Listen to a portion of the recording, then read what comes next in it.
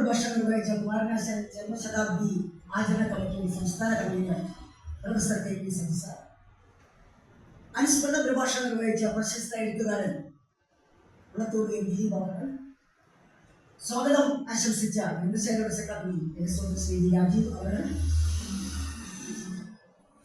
ഷാജർ ഖാൻ, എൻ്റെ പ്രിയ കൂട്ടുകാരൻ ഷാജർ ഖാൻ, ഞാൻ വളരെ ആകസ്മികമായാണ് നിങ്ങളാണ് ഈ പരിപാടിയുടെ ആൾക്കാരെന്ന് മനസ്സിലാക്കുന്നത്. ഇവിടെ വന്നതിന് ശേഷം ഞാൻ ഷാജർ ഖാനെയും ശ്രീകുമാറിനെയും പിന്നെ ബിജുവിനെയും സബൂരെയും കണ്ടില്ല. ഇവരൊക്കെ എൻ്റെ കൂട്ടുകാരാണ്. വാസ്തവത്തിൽ ഞാൻ അഭ്യർത്ഥനയായിട്ട് കണ്ടത് ഇവര് ആണ് ഇതിൻ്റെ ആൾക്കാർ. ശ്രീകുമാറിന്റെ പേര് കണ്ടപ്പോൾ ഈ ശ്രീകുമാറിനെ ഞാൻ വിചാരിച്ചില്ല. വാസ്തവത്തിൽ എന്തായാലും സബൂരെയും ബിജുവിനെയും എൻ്റെ അന്വേഷണം അറിയിക്കും. ബഹുമാന്യ വിജയങ്ങളെ, ഗ്രന്ഥശാലയുടെ പ്രിയമിത്രങ്ങളെ, നമസ്കാരം. കുമാരനാശൻ ചരമശതാബ്ദി ആചരണ കമ്മിറ്റി എറണാകുളം സായി മോഷാവിൻ്റെ ചെയർമാൻ അറിയാൻ നമ്മുടെ ഗ്രന്ഥശാലയും സംയുക്തമായി നടത്തുന്ന ഈ ആശൻ ചരമശതാബ്ദി അനുസ്മരണത്തിൻ്റെ ഒരു ഭാഗമായി തീർന്നതിന് വലിയ ഭിന്നമായ അനുഭവമായി കരുതുന്നു. ഞാൻ 10 മിനിറ്റ് കൊണ്ട് അവസാനിപ്പിക്കാം. 10 മിനിറ്റ് എടുക്കില്ല. ഈ 2023 എഴുത്തച്ഛൻ പുരസ്കാരം നേടിയത് SK വസന്തൻ സാറാണ്. 2023 എഴുത്തച്ഛൻ പുരസ്കാരം SK വസന്തൻ സാറിനാണ്. ഭാഷാ പണ്ഡിതനായ SK വസന്തൻ സാറിനാണ് ലഭിച്ചത്.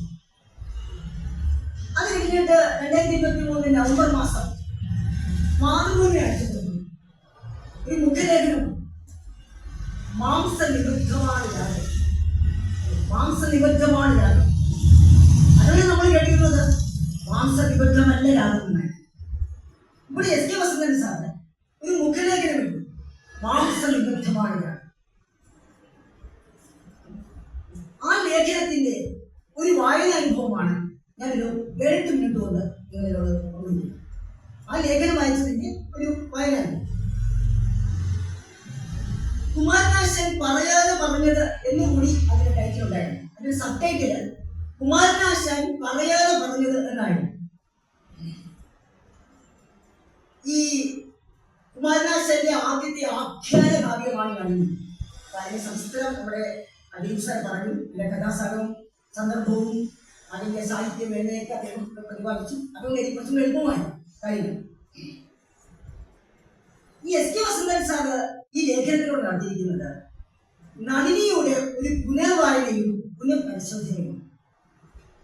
അന്ന് വരെ നിരൂപകരും മറ്റുള്ളവരും പറഞ്ഞിരുന്ന ഒരു നളിനിയല്ല ആശാന്റേത് എന്ന് സ്ഥാപിച്ചെടുക്കാനുള്ള വ്യക്തമായ ചില തെളിവുകൾ നിർത്തിക്കൊണ്ട് തന്നെ അദ്ദേഹം സ്ഥാപിച്ചെടുത്തു. ഇതിനെ പറഞ്ഞ അല്ല രാഗം എന്നുള്ളത് മാംസനിബദ്ധമാണ് രാഗം എന്ന് തെളിവുകളോടുകൂടി SK വസന്തൻ സാറ് ഈ ലേഖനത്തെ സ്ഥാപിക്കുന്നു. എങ്ങനെയാണ്? ആത്മീയവും അലൗകികവുമായ ദിവ്യപ്രേമമായി നിരൂപകർ വാഴ്ത്തിയ ഒരു കാവ്യമാണ് നളിനി. യഥാർത്ഥത്തിൽ അത് അങ്ങനെയാണോ എന്നാണ് SK വസന്തൻ സാർ ചോദിച്ചത്. ആശാന്റെ എഴുത്തുകളിലെ സർഗാത്മകമായ ആത്മസംഘർഷങ്ങളും കാമനകളും അങ്ങനെ ഒരു സ്പഷ്ടതയെ തലങ്ങളിലേക്കാണ് SK വസന്തൻ സാധിക്കുന്നത്. ആശാന്റെ എഴുത്തുകളിലെ ആ സർഗാത്മകതയിലെ ആത്മസംഘർഷങ്ങളും കാമനകളും നളിനിയിൽ ശക്തമായി അടയാളപ്പെടുത്തുന്നു എന്നാണ് അദ്ദേഹം സ്ഥാപിച്ചിരിക്കുന്നത്. സന്യാസത്തിന്റെ ഏകാന്തവും ഊഷ്ണവുമായ ഔന്നിത്യങ്ങളിൽ നിന്ന് ഗൃഹസ്ഥാശ്രമത്തിന്റെ സാധാരണതയിലേക്ക് ഒരു യോഗി ഇറങ്ങുന്ന ചിത്രമാണ് നളിനിയിലുള്ളതെന്നാണ് അദ്ദേഹം സ്ഥാപിച്ചിരിക്കുന്നത്. ഒരു ധ്യാനത്തിനും ഒഴിപ്പിക്കാനാവാത്ത തീവ്രമായ പ്രണയത്തിന്റെയും കാമനയുടെയും കാവ്യാനുഭവമാണ് നളിനി എന്നാണ് SK വസന്തൻ സാർ ചൂണ്ടിക്കാട്ടുന്നത്. നമുക്കറിയാം 1907 വീണഭൂമി പ്രസിദ്ധീകരിക്കുന്നത്.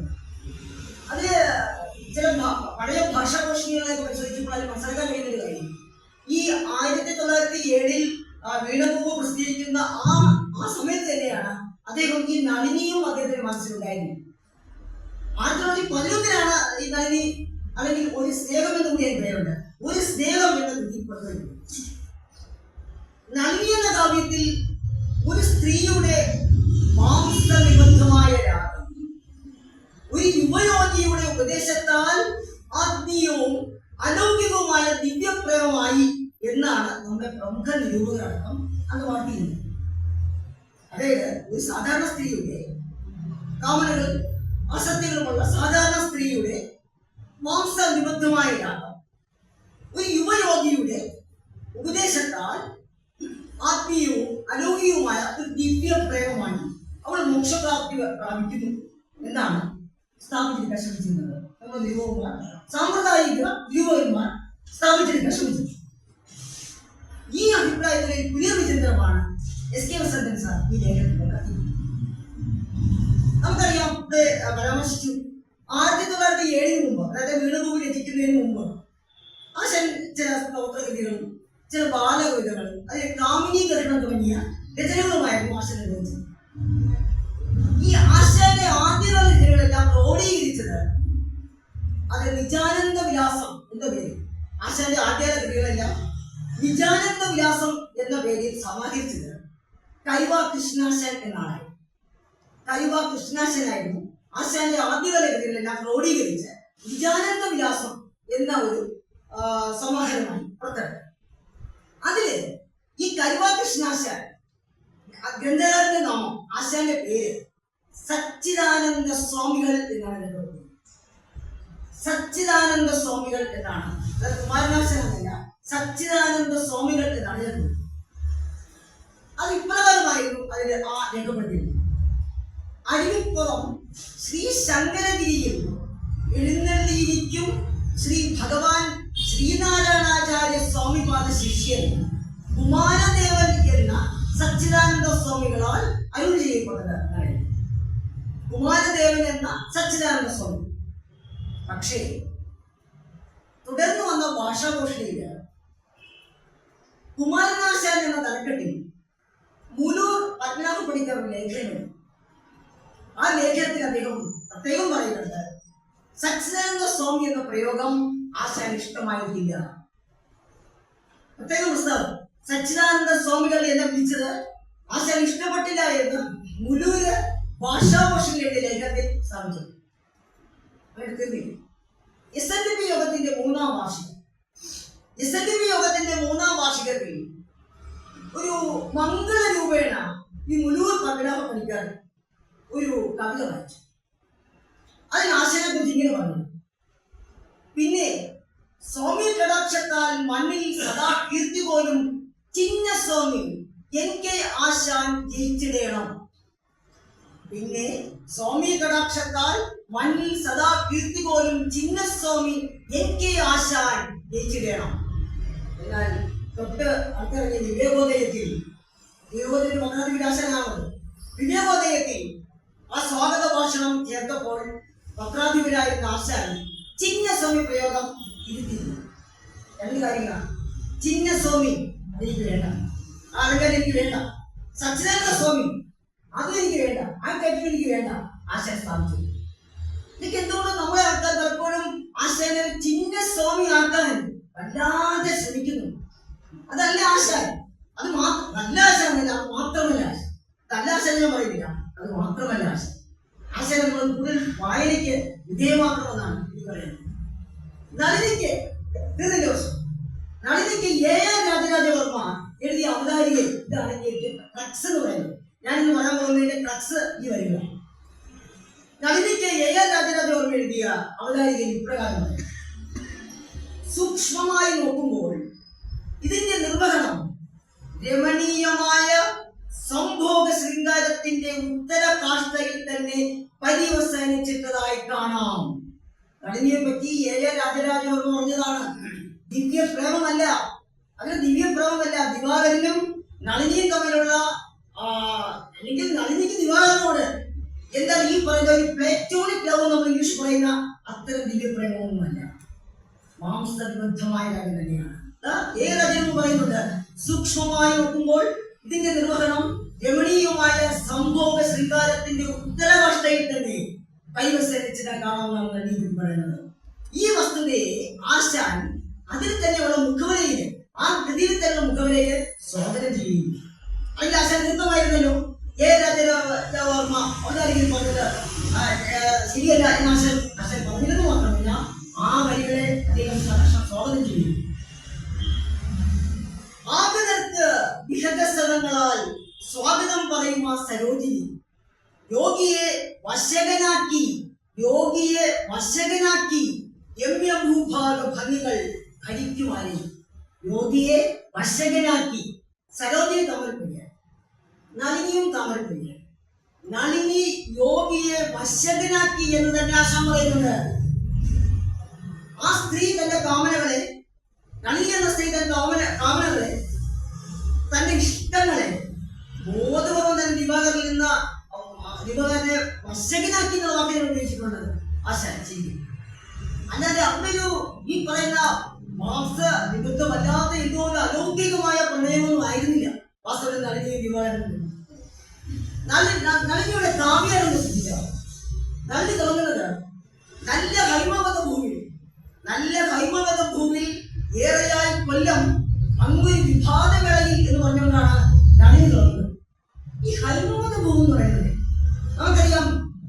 ഹൈമവതയില് നമ്മുടെ ദിവാകര യോഗിയെക്കാലം 10 മടങ്ങ് യോഗിയായ ഒരാൾ പണ്ട് താമസിച്ചിരുന്നു.